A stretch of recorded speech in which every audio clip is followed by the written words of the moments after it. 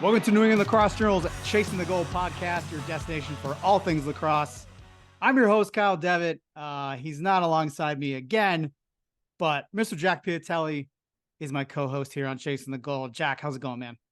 I miss you. You're not in studio today. I will not be in studio for a long time, as we covered on the previous podcast.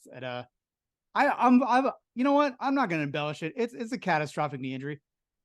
So I won't be going anywhere for a while, but you know, we're doing our due diligence and getting the pod out there to you guys after a long break, summer break, because the schedules kind of kicked us in different directions. And we got a great guest today, new Harvard assistant and former Terp, Nick Grill. What's up, man? How are you doing? Doing well. Appreciate you guys having me on. Excited to talk lacrosse and anything you want me to, so especially Tillman and pseudo stories. So pumped to be here. I also forgot to tell you that I love your brother. Yeah, a lot of people do. Dude, he is the king of short kings, man. He is our everything. He really is. Like I hear so many great stories about him too, post playing and playing, from all the places he's played, and I covered him in the pros and in college for a little bit as well. So it's you know, big ups to him as well as you. But I just wanted to get that away off the top here. No, for sure. For the short guys, he walks all the other guys could run. So we owe a lot to him. I love him. Obviously, he's my brother, but no, he's the man. He's hard to keep up with. I'm sure you know, with all the energy that he brings. But no, he's awesome. I love him. He's one of my role models. So I can't say enough good things about him. Yeah. Now, Nick, you grew up in New Jersey, and back when you grew up, lacrosse probably wasn't as popular then as it is today. I know, but it's grown quite a bit in the New Jersey area. Did you also play other sports? Were you a multi-sport athlete? Tell us a little bit about how you got started with lacrosse in high school and how many sports you played and what made you decide to make a career in lacrosse. For sure. So I didn't start playing lacrosse until second, third grade. My main first love was football. I loved youth football. I played Pop Warner all the way through from 5 years old to 13 years old, and played through high school. Stopped after my freshman year. But football was my first love. The contact, kind of just the early summer days where, you know, you're just going to be sweating and contact, all that type of stuff that comes with it. I loved it. Lacrosse started to take over once I started to get into middle school and high school. Started realizing that I was pretty good and had great coaching to kind of allow me to have that as my avenue. I had great youth coaches like MG Hollingsworth back in Bridgewater. And then when I got to high school, Coach Chuck Appel, who's a brand name, was one of the legends in New Jersey, is a defensive coach. He coached my brother. He kind of started to build him what he would become. And then I was really excited to be a part of that. So played football, but once I got to high school, lacrosse was my main thing. I loved it, still love it today, and just kind of took off from there. So I get a lot of things, and I like to think I get a lot of values from both, but football and lacrosse were my main two things growing up. Can you talk a little bit more about your recruiting process to Marquette? For sure. So wasn't recruited too much. It was still in the early days. I mean, BJ definitely helped pave a road for a shorter defenseman, but I don't think shorter defenseman was still a thing that was popular at that time. So when I was getting recruited early, a couple of military academies, I think Air Force was there early on. Rutgers, obviously being 15 minutes away from campus and having a full Rutgers alumni coaching staff at Bridgewater Raritan High School with Coach Appel, Matt Appel, and the Cordillas. Definitely, I guess, built a connection there. But other than that, not too many people were super interested. Marquette was always, I think, the place for me because of Coach Joe Amplo. The success that he had with BJ, building that program to winning a Big East championship within 5 years of starting the Division I program, and what he could do with BJ, I saw very similar with myself with how to cover guys at X, potentially using my skill set to an advantage instead of a detriment. So not much interest with recruiting, but Coach Amplo, I think he's one of the best recruiters and one of the best coaches in the country for a reason, sold me on Marquette, and it was pretty much history after that. Yeah, it's Amplo. I asked you for Tillman and pseudo stories, but Amplo, man, Amplo is also a character. Like he's one of the guys in lacrosse. I remember Big East championship. I'm talking to him in the presser afterwards, and I'm like, can you discuss your decision to switch from like playing this to a zone to a man to like a hybrid? He goes, no. He's like, we didn't do that. And I was like, yes. I've never heard a coach like just straight up be like, I'm not answering your question to me. And everyone that was there laughed.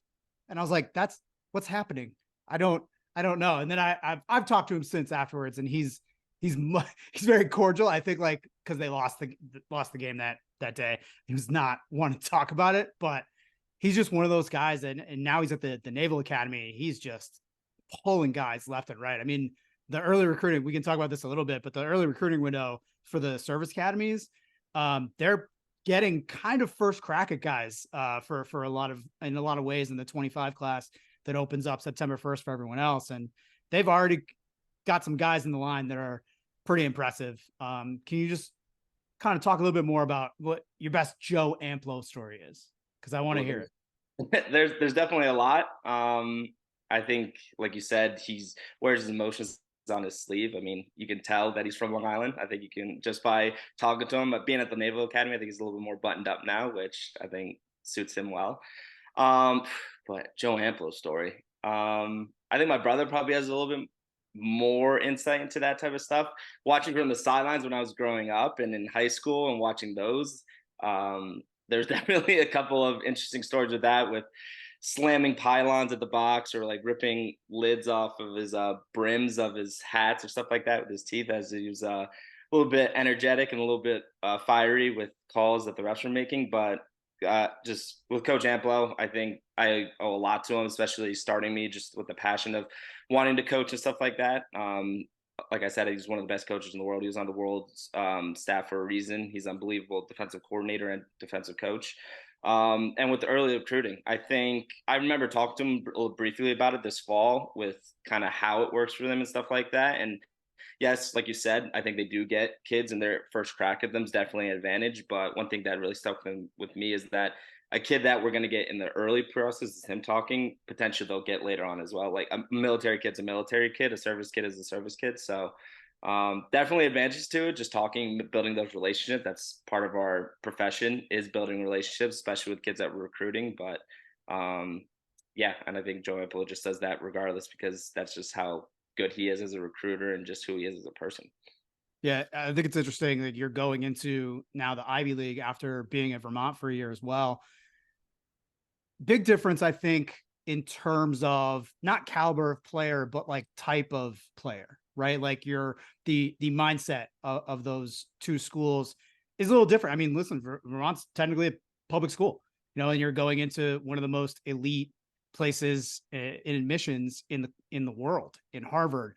What are some of the things that you've already done to adjust to that? First and foremost, I think just regardless of recruiting, like grades are super important, and Ivy League obviously is no different. That first and foremost thing we're asking, looking potentially for kids and just hearing about it is transcripts, right? Just how your grades are going to look, and we need a consistent theme with your transcript, how you're doing in school. Not only is just your last semester of your sophomore year going into your junior year important, but your entire transcript's important. So I think that's the biggest thing, I think, going into the Ivy League, is that your transfer has to be buttoned up and ready to go, right? You got to be making sure you're showing consistent excellence of being a student athlete, and student comes first for a reason. I think that's been told everywhere, that like you have to be really good in the classroom, and going into the Ivy League, that just heightened, right, to the nth degree, just because of how important it is. It wasn't Vermont. We definitely wanted kids with good grades as well, because like you said, as a public school, that definitely helps with financial aid and stuff like that. And being at Binghamton as well, again, a lot better of a school, a very good public school in the SUNY, but really good business school there too as well. So just looking at transcripts, and just if it isn't buttoned up, if it isn't great, then unfortunately we can't do anything about that. And then that kind of like cuts where we're looking at, who we're looking at, and going from there right away. So I think that's definitely the biggest adjustment, is just what's your transcript look like right away? What are your test scores? Because that's going to matter a ton right now. Nick, you had a lot of great coaches growing up in lacrosse. Any of your coaches have such an influence on you that it's something that you wanted to do, or is this something you always thought you wanted to do? No, I didn't decide to start thinking about becoming a lacrosse coach in college until after my junior year of college. I think before that, I was like, I didn't have no idea what I wanted to do. I was jumping majors at Marquette before I transferred to Maryland. I didn't really know exactly what my passion was. At some point, I was like, maybe I'll just become a pilot. I mean, why not, right? Who knows? But when I got after my junior year of college, I started thinking about that as an avenue. My brother started coaching a lot more and doing the club scene out in California. He's doing that right now still. So just thinking about the other side of that with the college path and avenue was definitely interesting to me. And like you said, a lot of youth coaches and then growing up with all the coaches I've had have definitely influenced me. I talked about football earlier. One of my youth football coaches, Coach Kevin Johnson, I think was a big, I guess, figure in what a coach can be and look like, and definitely someone that I think is one of my role models. Just showed that passion, energy, showing love on your sleeve can be something that guys again really flock to, but can also be something that is allowing you to push guys to be their best selves, and that's something that that my football coach showed a lot. And then Coach Amplo at Marquette did that as well. Like we talked about, he shows emotions on his sleeve, and love is definitely one of them. And that was something I think really influenced me. That I'm pretty emotional as well, so something like that can definitely happen. Coach Appel, like I talked about, it showed that lacrosse is business. I mean, being exact, being right on time, making sure that you're getting your stuff done throughout high school, I think creates a program and a culture of winning. And I think that's something we did at Bridgewater. We won a couple state championship there, which I think really was a testament to what he's built. And then very similar with Coach Tillman, right? I mean, at Maryland, you make sure that it's a program built on accountability, guys holding each other to the highest standard. Be the best isn't just something we say or it's in the locker room. It's something that's lived, right? And off the field, on the field, in the classroom. And that's just Coach Tillman building that, making sure that the guys understand that the accountability, all that type of stuff, being the best regardless of where you are, um, is important, right? And it creates what Maryland is today and the program is now. So a lot of things I've learned, especially the coaches I've been a part of, but definitely those guys have really been something that influenced me to be a coach. And then hopefully I could take something from each of them to be the best coach I can be, because definitely not where I want to be as a coach, definitely lots of stuff to still learn. You said that you weren't sure what you wanted to do. What was the trigger? What was the moment that said, I want to coach? I think Coach Amplo, especially after my junior year, sat me down and we started talking about what I think I would want to do and kind of avenues and stuff like that.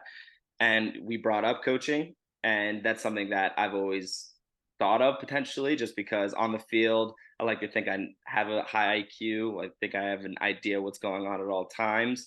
I can talk through guys, some stuff on the field and off the field if I want to watch film. I love watching film. That's something that I do nonstop, which I don't know if it's a good thing or a bad thing. But when we just started talking about that and avenues that he can help me with his connection and his network, I think it's something that really interests me and something that he said he could help me going from like a volunteer and the pathway through that. So that was definitely something that hearing Coach Ampo talk about was really interesting, really exciting. I love the game of lacrosse. It's obviously putting me in awesome places, and it has had me experience things that I don't think I would have done regardless of if I'd done something else. But I love the game of lacrosse, and to give back somehow is definitely something that also interests me as well. You played your extra year at Maryland. What was your experience like? Were you in the transfer portal looking for that, or was that kind of like a outside of that deal? Like, were there other suitors? Like, what was that process like for you? Because it's still happening. You know, I had a coach call me the other day. He's like, "When is this stupid transfer thing done?" And I was like, "Well, it started in 2020, Right. and if you were a freshman there, it's not just done in 4 years. Like, Right. it's going to be a while." Right. So what was your experience like there? Yeah, and I don't think the transfer portal thing is going anywhere. I think that's something that everyone's gonna have to deal with, even once the fifth year stuff is done, right? That COVID year is hopefully done. I think after this year, I think it's the last year of it. But it's still something that every coach can have to handle in their own way. So that's not going anywhere. I went to the portal after my junior year, so that's the summer of 2019. So right before COVID hit. So I was gonna live out my true fifth year, fourth year, my true senior year there, and then COVID happened in 2020, and I was unfortunately able to get another year there. But going into the portal, Coach Joe Amplo, so we talked about, just left to go to the Naval Academy that summer. So we didn't know who was at Marquette or anything coming back like that. So talking to my family, just was like, why not just put your name in the portal, see what happens. And once that happened, Coach Tillman reached out and the connection was instant. Just hearing what he has to say about Maryland kind of just related to me that it's all about winning, and that's all I care about. I don't care about my role or anything like that. I was done with just, yeah, it's about stats or anything. Like, I don't give a crap about any of that type of stuff. Just I want to win. I want to win at the highest level, and that's what Maryland sold on me. And Coach Tillman was really good at that, and a great connection was formed there. And then the rest is history. It was able to go to Maryland, had a great time, had a great opportunity, met some great people, and was really fortunate about it. So the portal in itself is kind of crazy once you kind of go in there, just all the emails and the texts that just come flying around at you. But for the most part, once the decision had to be made, it was either down to going back to Marquette or going to Maryland. So and went to Maryland and had a great time. I think something that's interesting about, going back to what you were talking about earlier about how defensemen are deployed, right? Like the shorter defenseman is kind of a newer thing. And you say that, I think, because when you were shorter and you played you just got kicked to LSM. Right. Like you were just like, I'm going to go play LSM, I guess. I guess my stick skills have to get way better. But I think one of the things that you and your brother helped to pioneer and bring in is that support role being one of your best attributes, right? So when I think about you playing at Maryland, I think about you hitting and being there on every slide. So when you said you're like, oh, I love football, I'm like, yeah, of course he loved football. Like you watch how he plays. And I think that's important as a message to send out, because I think every defender, and I've had this conversation with so many long pulls, every defender wants to be the one. And it's like, hey man, there's only one on the field the whole time. And the rest of you have to figure out your role in a defense. And you're going specifically to a defense where every pull is integral to what you're doing. They're playing angles, they're hedging, they're showing false slides, they're doing crazy stuff under GB. And I think like you're a great fit for that program, because not only because you played under Tillman, but because of your skill set as a player translating as a coach. You can now be like, okay, well, you're just as important as this guy. Like, you know what I mean? I think that gets lost a lot in the talk of all these like top defensemen. He's a top defenseman. And then like you go to college and like the guy's not playing, and it's like, well, he doesn't know how to slide. Right. He just knows how to cover. So can you kind of expand on that for me and kind of explain that a little better than I did? I feel like I didn't do it justice. No, I did a great job. And I think kind of growing up, kind of everyone just sees the cover guys, right? That's easy, right? The guys covering the best players in the world, the great cover guys, like they're easy to spot. But as I coached, right, coaching club when I was in college, or I was coaching high school kids, and then coaching guys now, the guys that I always say are the most important parts of defenses are the guys on the inside that just are controlling the defense, right? At this level, and when you get to the pros, everyone can cover, right? Everyone has that baseline of being able to cover. If you can't, you wouldn't be at that level, right? The guys that are able to connect the backside or connect the off ball type of stuff and able to talk guys through their roles are the guys that create great defenses, right? And that's another thing. Talking to Coach Amplo before the USA thing, the USA tournament that happened in San Diego this past summer, Jesse Bernhardt, right, is the epitome of off-ball defense. And playing with him, the Chrome, obviously, he was my coach at Maryland. The guy, right, he's a little bit older now, right? Again, hopefully he doesn't get mad at me for saying that.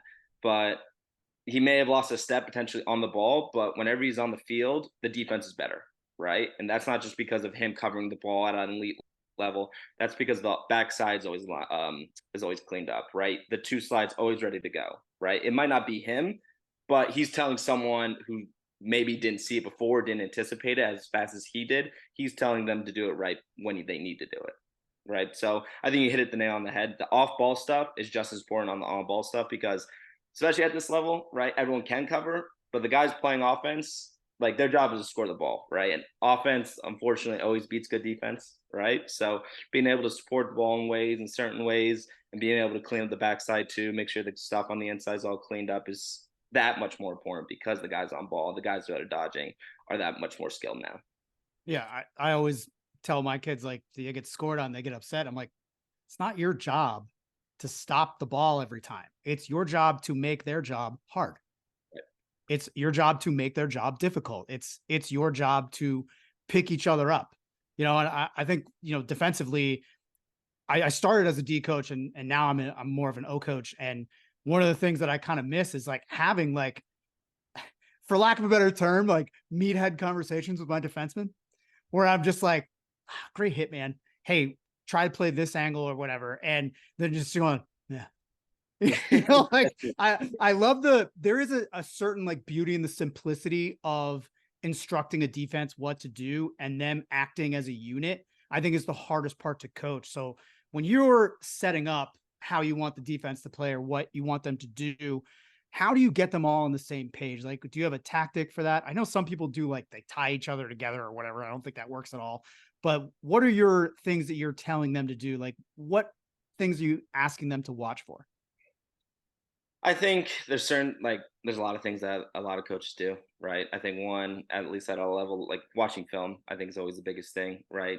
I think offenses try not to have tells or anything like that, but offenses are trying to get something out of each formation or each dodge that they're trying to do. So just having a good awareness, a base knowledge of watching film, doing your due diligence before the week, before you play guys, I think really sets a base layer of being able to be successful. But when you get on the field in 6-on-6, I think just being connected, maybe tying each other with string or whatever rope you want to do, that's Right. fine. But I think just having a consistent conversation, being able to talk and open your mouth, right? I think a lot of times now, defense, especially younger defenses, think you have to say the right thing, right? They try to be programmed as robots, right? Saying the right thing, just kind of screaming and not listening, right? But communication, conversations are two-way alleys, right? You got to be able to say something, but also listen for a response, right? And I think that's kind of gets lost on the wayside. When you hear these defenses at the next level, like when you're hearing the mic'd up things in the PLL, right? They're saying things, but it doesn't sound like black and white defense talk, right? It's just making sure whatever message you need to be said to who you need to be saying it to is being received and they are giving you an acknowledgement, right? So just saying names, right? Everyone in the world, right? The first thing to do when they're babies, right? You listen for your name, right? And you react to your name. So saying stuff like that, just having the communication be something that's going two ways and not a guy just in the middle of your defense screaming, I'm hot, and not listening to anyone else.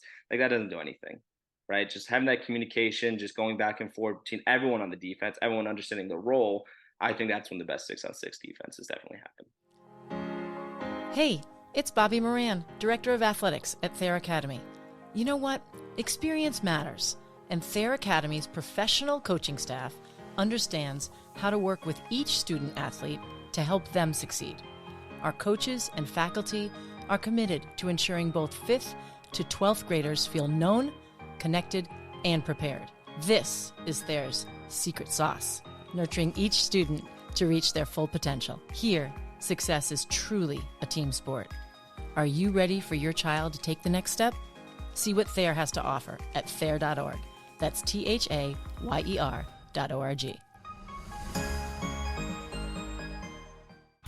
Are you serious about playing your sport in college? Do you need a flexible education that allows you to maintain your practice and competition schedules while also preparing you to succeed at the next level? You should check out the University of Nebraska High School. UNHS is accredited and offers more than 100 online courses, including NCAA-approved courses to protect your academic eligibility. Students could earn a UNHS diploma or take a single course for transfer credit. Courses are college prep, self-paced, and available 24/7, 365. Enroll anytime and take up to a year to complete a course. Visit highschool.nebraska.edu today. Nick, is it more difficult to teach a player how to play on ball or off ball? I think off ball.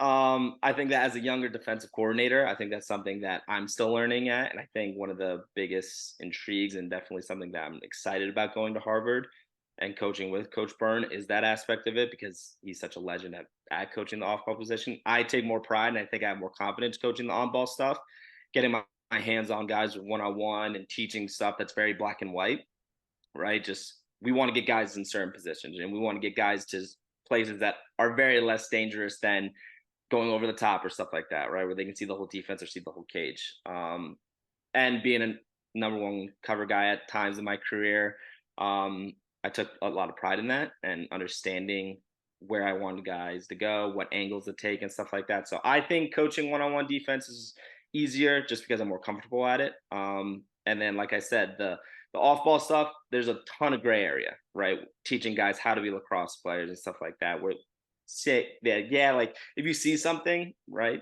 there's multiple of different things you can do. And there's teaching guys what that decision is, how to react to it. There's a lot of gray area in that. So I think coaching on ball is a little bit easier, but that's just me. And I think a lot of defense coordinators may say something different. What's more difficult to play, off ball or on ball? I think off ball, right? And I think that's probably the biggest jump that high school kids see when they get from high school to the Division I level. Everyone talks about the speed, and for sure, everyone's the best athlete at their high school, right? So you know that the ball is going to be moving skill-wise, it goes up. But that just response time goes down exponentially at the Division I level, right? You got to be making decisions potentially before something even happens, right? That anticipation factor, right? That preparation I was talking about with film has to be spot on, because you have to be making decisions in half a second or a goal happening, because the guys at this level are that skilled. Whereas on ball, I think just giving a ton of effort on ball things, just a one-on-one like pride thing, I think, to me. So as long as you're giving full effort, I mean, obviously there's stuff like technique and patience and discipline on ball for sure. But as long as you're getting guys in certain areas, that off-ball stuff can be really interesting to guys going into college for their first time. So I would definitely say the off-ball aspect. What skill sets do you need to be an off-ball guy like yourself? I think, like I was talking about, that communication aspect, I think is huge, right? I think communication is very underrated. Being loud, right, but not screaming. Being able to hear and react to type of stuff, I think is huge. That anticipation factor. So being a student of the game, I think is huge for that. Watching a ton of film, so being able to anticipate something before it's happening, I think is huge. Having a great stick, right? The off-ball aspect, knocking down passes, I think is a skill that not many people have. And being able to get the ball on the ground when skips are happening off ball and sliding is right. You're creating an odd man situation, getting pressure onto the ball, but leaving potentially guys open on the backside. So having that off ball acumen of getting your stick in the lane and being able to see and know where people are, I think are huge. So there's definitely a lot of things that go to it, but I think definitely those things are the biggest things.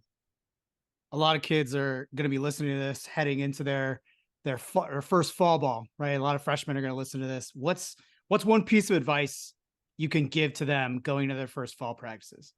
For high school or high school? Well, I guess I was thinking college, but if you want to do high school too, I think there's probably two different answers, right? Yeah, for sure. I think the number one for probably both of them is just effort, right? I think coaches see that first and foremost, that if you're just going balls to the wall, you're going as hard as you can 100% all the time, coaches can work with that, right? I think guys that give effort 100% of the time are guys that are potentially coachable, right? If they can just hear something and take something, and then potentially, it doesn't have to be a ton at a time, especially freshmen, when you're going into whether it's high school or college, you're getting flooded with a ton of different things and might seem overwhelming, but just giving 100% effort, whether it's listening, coaching, watching film, asking questions, I think is always huge for me.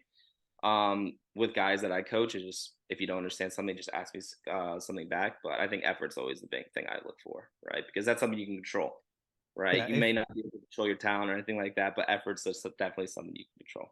If you don't know the drill, don't be first in line. That's That's the best. I say it. I feel like I said it every practice, because we had a lot of kids coming up from JV to play varsity, and I was just like, if you don't know this drill, do not be the first person in line. And then you look over and you see kids like kind of shuffle. Like that's the best. But it helps, right? Like I feel like in college it's like an unspoken thing. In high school, you kind of have to hammer that into them. Hey Kyle, you were never the first one in line then. In college I was. In high school I was no. I'm just like, who do I hit? Because I played defense in high school, and then I played attack in college, and I loved touching. I just wanted the ball. Like that's even when I was a defenseman, I wanted the ball, man. Like I guess that leads into another follow-up I have for you, which is you were talking about getting your stick right. I always struggle to come up with drills for defensemen to do that gets their stick that isn't just like long passing or rollbacks. What's something that you've seen that's helped you or helped you as a coach develop some players that helps long pulls with their stick? Yeah, I think first and foremost, like guys may or may not have great sticks with the ball on their stick, but the ability to pick up the ball, I think, is one of the most precious things for a long pull, right? When the ball's on the ground, for it to come up defense most of the time, I think is the most valuable skill regarding stick skills. So that's not something I think a lot of people potentially think is a skill that they can work on, right? A lot of people just have that innate ability of like, I'm really good at picking up the ball, right? And that might be true, but it took me pretty much until when I got to Maryland to really focus on, I'm going to get better at ground balls. And that's what they taught me. That's what Coach Bernard taught me, is just getting reps, right? You're not going to be a master of something until you do it. What is it, like 10,000 times or something like that? 10,000 hours. So, there it is. Exactly. Yeah. Right. So get reps, right? Put in a ton of work of just picking up the ball, standing still, walking, running, using a tennis ball, using a lacrosse ball, whatever it is, right? Just get a ton of reps at it. So when you're on the field, you're not even thinking about it. I think that was the biggest thing, and especially as a pull, right? The guys that can pick up the ball at an elite rate, right? They definitely shown so much more success because the ball's in the ground in your area and it's coming up offense. You're just going to wear your defense down, and that's never a good thing. So I think definitely that's one of the biggest things. Picking up the ball is definitely a huge skill for any pull to have. What's a drill that you would use to do that? Yeah, so just like I said, just standing still and picking up ground balls, right? Just picking it up, keeping your stick low, just fist pumping, whatever you want to call it, just getting comfortable of understanding and feeling, having that feeling of the ball in your stick, using tennis balls for 20, 30 times, right? Using a lacrosse ball 20, 30 times, walking 10 feet or walking 10 yards, then running 50 yards and doing it. But just being patient and being disciplined of you're going to do it as many times as you need to for you to get that skill. And I think you've seen all the Maryland polls and how good they are at picking up ground balls. I think that's definitely one of the reasons that they just work their ass off at doing it. That's the Piatelli drill. That's what I call it. Cause that's what, Jack, we had some of your coaches on. I asked them kind of the same question. Like, how do you get the ball handling better for pulls or guys that are just starting? And it's 2 balls, pick one up, drop it, pick one up, pick it up, like just for a minute and then a minute off. And honestly, it's the best advice I can remember having for an entire team, and especially for defenders. Like the kids hate it. Like it's one of those drills where you're just like, harder than you think. You feel it in your arms, right? Oh yeah. If you're bending down to pick up the ball, are you serious? I mean, that's Jack and I don't know what that's like. We're attackmen. You just give us the ball. we just get you the ball. That's all that matters. Yeah. We're not getting that. Get out of here. Nick, you started playing lacrosse when you were in the 2nd grade. What age do you think is the right time to give a player a long stick? So I didn't pick it up until 4th grade. I was a midi to start, and then I realized how much running there is, and I was like, I don't know about that. But I got a pole in 4th grade. My brother started playing pole in the 8th grade. I would say probably in like the 6th grade, like going into middle school, I think is probably the best one. I think there's a huge value of getting great stick skills with a shorty before you get to using a pole, and understanding the offensive aspect of things too, I think is a very valuable thing as well. My brother didn't play defense until his 8th grade. Like I said, he was an offensive player until he got to high school. And then one of his club coaches told him to try picking up a stick because they didn't have many at a tournament in the summer, and he just fell in love with it. But he had his stick skills, going 2 hands with a pole, like being able to punch to the outside and roll back. Like those are all skills to have that you can get probably faster with a shorty. So I'd probably say around that age, I think that going into the middle school aspect of things and then being able to pick up a pull from there, right? Because when you're younger, everyone can play defense with a shorty. I don't think it's that big of a difference. Yeah, I agree 100% with you. Middle school and, developing those stick skills, it's so much easier to go from the short stick to the long, very difficult to go from the long to the short. And I see a lot of young kids in the 1st, 2nd grade with the long pole, and you can tell that they're struggling, picking up the ground ball, catching and throwing, and, they're not benefiting at all. They're not developing any skills, so I used to tell my defensemen to play wall ball with the short stick, play a wall ball with the short stick. And then, jump up to the long pole, and it's gonna make your game, your skill set so much better. 100%. And I think that's one of the things my brother gives me a hard time all the time. He thinks he has better stick skills than I do, and may or may not be true just because I started playing pole in the 4th grade and maybe I couldn't catch and throw as well as I probably should have. But I totally agree with you, right? And then a lot of kids, when they pick up a pole, maybe they don't cut it down, especially when you're shorter, right? There's nothing fault to that. So you're playing with a really big stick that's awkward, that's heavy, right? Where you get potentially lazy with your technique and your stick skills. And that doesn't lead to anything that's proper stick technique like you were talking about. So I think definitely holding on to a shorty until you get comfortable and strong enough potentially, and you have good stick skills for a pole. I think it's an advantage too for learning how to play man-to-man defense and even slide packages with the shorter stick. If you're in the 2nd, 1st grade, trying to slide with that long pole, it gets in your way, it gets tangled up. It's just so it's a lot more difficult to not only develop your stick skills, but understand how to play defense on the backside and playing man-to-man. No, I think so. And I think that's the biggest thing. I think all defensemen, once they start realizing the on-ball technique and stuff like that, is that it's feet first, right? And no matter if you have a shorty or a pole, the poles got down when you're younger or older, you're covering the ball with your feet, right? And being able to move, be comfortable with your footwork, depending on where you're on the field. No matter how many checks you throw, if you're not being able to like run with the guy and be patient with your technique, it doesn't really matter, right? The overhead of the checks might look nice, but when you do it and you miss it and you give up a goal, guys on the sideline like me are not going to be happy. So I think it's all footwork first. That's my biggest thing. So Coach Byrne was considered the best defensive coordinator for a number of years when he was at Notre Dame. You're heading into a situation where you're the defensive coordinator. So have you talked to Coach Byrne about your philosophy on defense and his, and is it going to be you working his defensive philosophy or a combination of both? Yeah. So again, like I said earlier in the podcast, just the opportunity to learn from Coach Byrne, who, like you said, was considered the best defensive coordinator in the country for a long period of time, was exactly why I wanted to be a part of the coaching staff, because as a 26 turning 27-year-old or 25-year-old, I don't even know how old I am, just being able to learn and continue to learn, I think is the biggest thing. And like you said, he probably has his system in for a reason. So me being the hothead coming in and changing something that like that probably isn't the best idea. So I would assume we're probably going to have something lean more towards him. But when we were talking about the position and kind of going into like the interview process, we were on the same page with a lot of things that we were talking about regarding defense. I think we said early in the podcast, yeah, one-on-one's great, but it's a 6-on-6 game, especially in the box.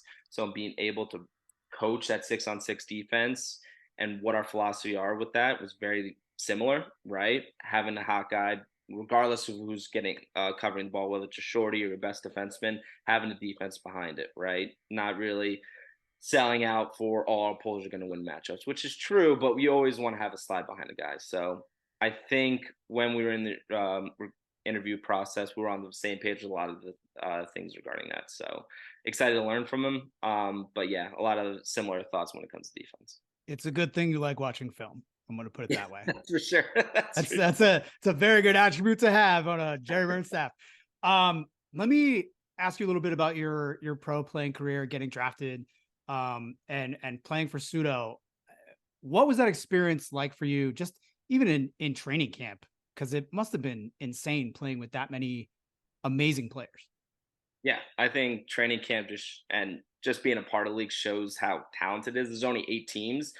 So the quality of player that it takes to make a roster is that much more significant and amplified because of how few. There's only 19 guys that suit up a week, and there's only 8 teams. So, I mean, I'm not a math major, so I'm not going to give you a number there. But the amount of talent is ridiculous. So, like you said, in training camp, guys are getting cut that are making the team that are awesome players, right? And it's unfortunate that it is that way. But training camp's incredibly hard playing each week.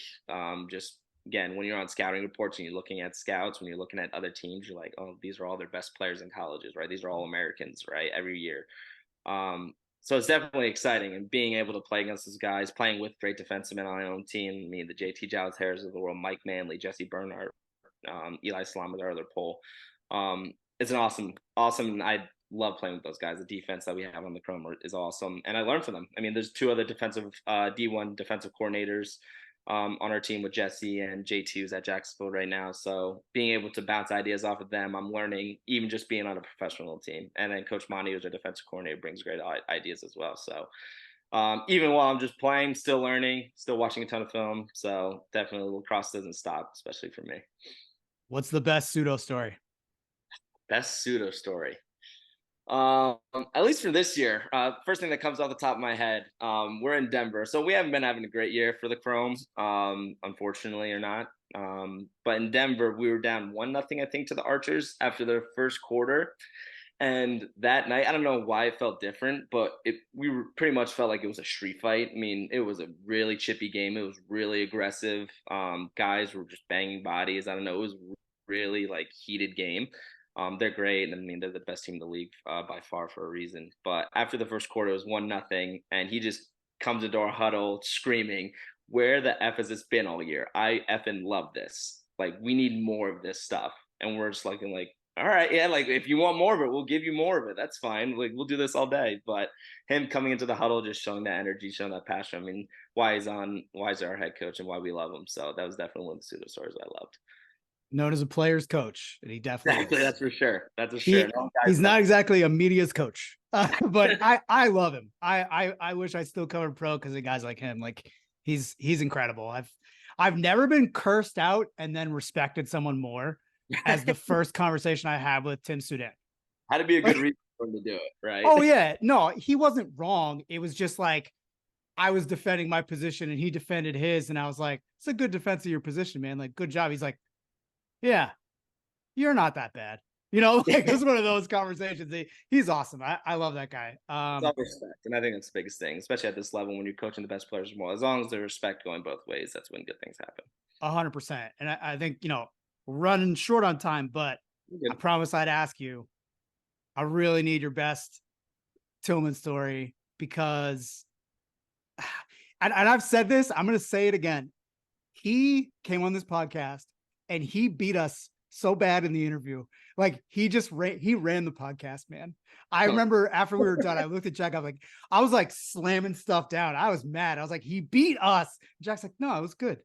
Like, cause you don't care. Like you have a great relationship with him. I'm trying to be like, let's go. Kind of like fight him mentally and you just can't win.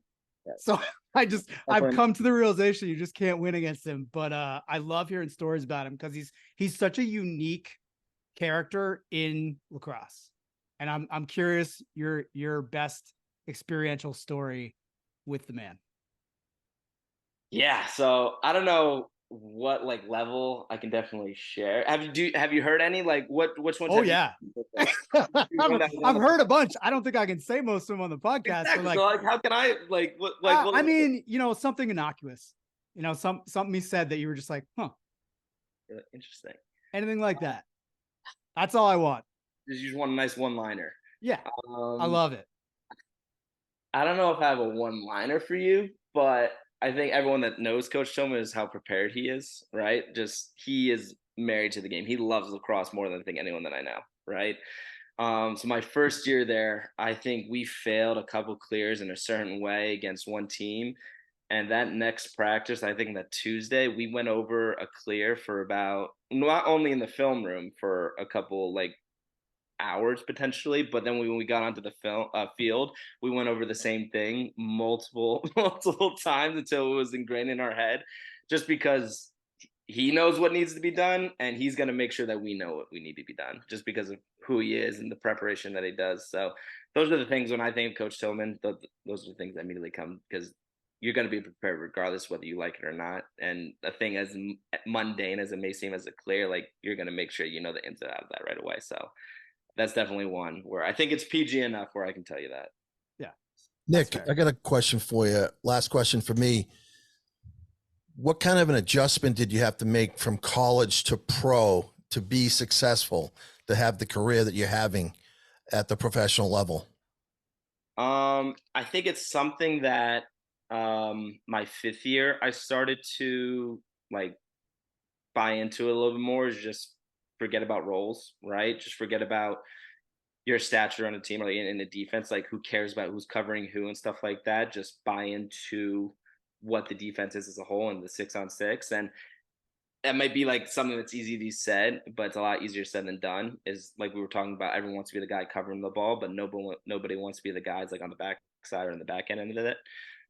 So coming in to the pros, I think that's something that I learned from Maryland and something I took with myself now, and especially in the pros, that I don't need to be the guy covering everyone's best defenseman. Or attackman. I'm going to be the best player I can be and help the defense however I can. And as an LSM now, I'm more off ball. I mean, I'm covering every team's best midfielder, but people don't usually go after LSMs. So just buying into what our defense needs to do, right? Offering ideas when I can, but just making sure I'm the best teammate and best off-ball guy I can be, I think was the biggest adjustment. What surprised you the most when you started playing professional lacrosse? Was it the speed? Was it the skill set? Was it the IQ of the players you're playing with and against? I think the biggest, well, those things definitely, like I talked about, the high school to Division I. I mean, there's a jump there, and then when you get to the PLA, there's another jump, and it might be even bigger, right? Because we talked about the skill set, all world guys on every team. I think the biggest adjustment, I think, going into the pros is learning how to be a pro, right? When you're at college, you're not forced, but you have to go to lift every day, right? You have to go to practice. You're going to be eating stuff. You're going to have dining halls and stuff like that. You're going to be in great shape, right? Especially as a college athlete, right? Just because of how the program's set up. When you're a pro, you got to learn how to be a pro, right? Being disciplined to get all your stuff and all your work in and being at the best level you can be, right? Because you're not going to be held accountable, right? If you aren't in the best shape or you're not playing at your highest level, you're not taking care of everybody, you get hurt, then another player is just going to come in and take your spot, right? And that's just how talented the league is.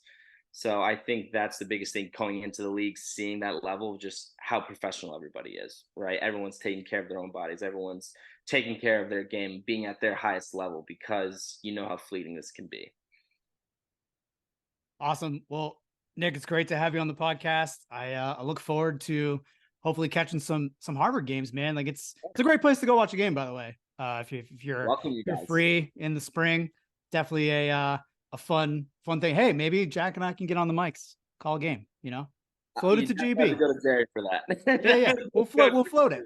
It's fine. He'll love it. He'll love it. But yeah, best of luck playing for him or coaching with him. He's a legend, man. You'll learn so much just in 1 year, and you'll keep learning as long as you stay there. And even afterwards, if you're one of his guys, you're one of his guys for pretty much life. So that's the best thing I can say. And, great luck. Good luck, Nick. And do me a favor, keep an eye on that Christian Thomas for me. We'll do. Yeah, we'll do. Yeah. How was it before? You guys had him on before, right? Yeah. He was great. Yeah, he's going to replace Jack as the host, actually. Is that it? Yeah, that's what he said after the podcast was done. That's what he said. I was here. You can go work. That's in process. That's awesome. I appreciate it, guys. Thank you guys so much. It was awesome. Great talking with you. Best of luck. Appreciate it, guys. Have a good one, all right? You too. Thanks again for listening to New England Lacrosse Journal's Chasing the Goal podcast. For Jack Piatelli, I'm Kyle Devitt. We'll see you next time.